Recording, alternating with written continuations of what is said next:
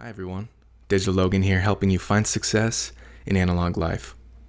Normally I talk about finance or current events, but last weekend I actually attended the funeral of my grandmother, and it got me thinking about, what's most important in life. I'd like to talk today about 3 uncommon habits that I've learned over time that have helped me to build solid relationships and live a happier life, which ultimately I think is the most important thing. Number 1 is don't say the phrase, "I'm sorry." I'm basically an honorary Canadian, where pretty much anyone I come up against in a grocery store, I'm going to say, "Oh, I'm sorry." Oh, and I'm not talking about those minor offenses, but you should still say "I'm sorry," probably less than I do.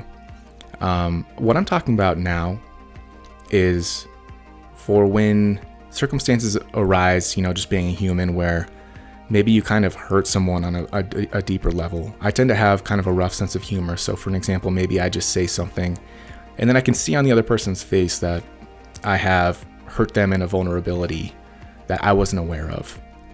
What I will then do is find a time when it's just me and them, and I will say something like, "Hey, I know I said that earlier. It seemed to make you feel a certain way. Is there anything I can do to make it up to you? What can I do for you?" And when I show that kind of humility and I show that kind of awareness and care for someone else, what ends up happening is that wedge I had just driven between us a moment ago ends up being a real connecting moment, a real human moment that ends up bonding me with people more than almost any exercise I could practice. It's very strange, where apologizing actually oftentimes leads to some serious growth in the relationship. But this is very conditional on actually following through on what you said before of, "Hey, what can I do to make this right?" Obviously, if they say, "Pay me $1 million," I would maybe not do that. But anything reasonable, I would take that action and make things right and build relationships and keep living a good life. Number 2 is spending time in meditation, prayer, or spending time in nature. I'll even reduce this all the way down to anything that you feel slows down your mind and your thought patterns and provides a moment of introspection into your life. I tend to, when I'm stressed, when I have a long day of work, I'll come home and I will, in this digital era, I'll play some video games or watch some TV or get on my phone. And I find that does kind of one of 2 things. It'll either heighten my thought process, heighten the number of thoughts that are entering my brain, or it will just kind of numb me from whatever it is that I'm stressed of. So it's kind of an act of avoidance often of my stress. And ultimately, when I'm done with this time, I don't feel any better. So adding some time to my day, even 15 minutes, I noticed will change my days and weeks pretty dramatically.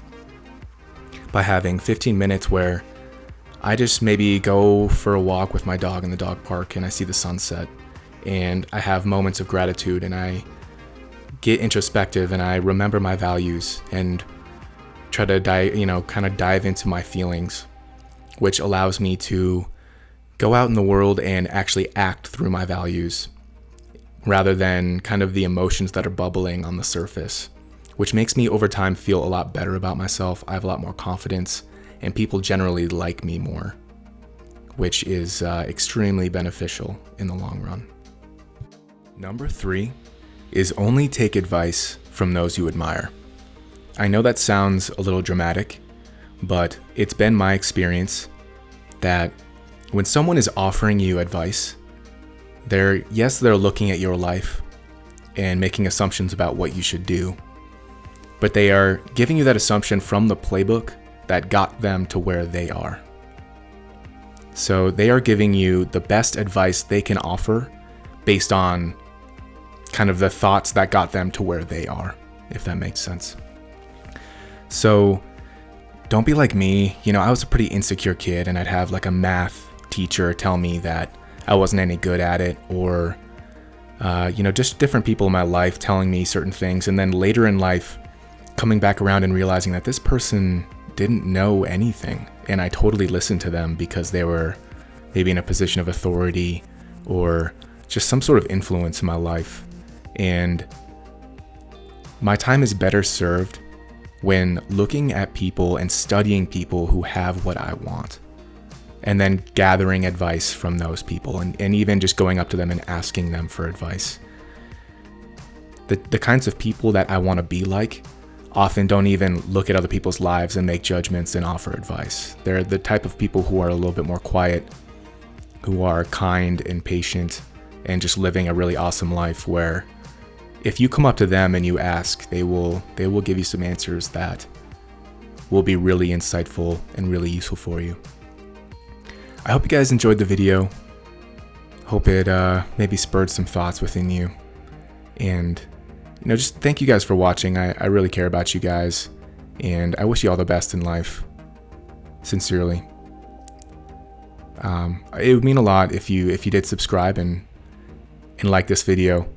And I will see you. I'll see you next time.